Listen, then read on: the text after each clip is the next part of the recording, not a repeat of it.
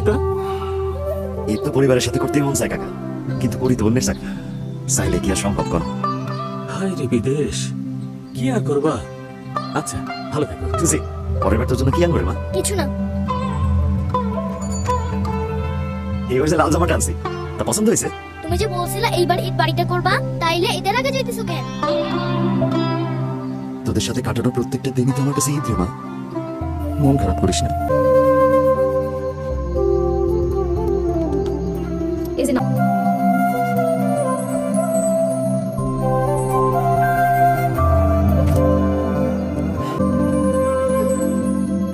বাহ, কি সুন্দর লাগতেছে আমার মেয়েটারে। এটা না তোর ঈদের জামা? তুমি সাথে থাকলে আমার প্রত্যেকটা দিনই ঈদ আব্বু।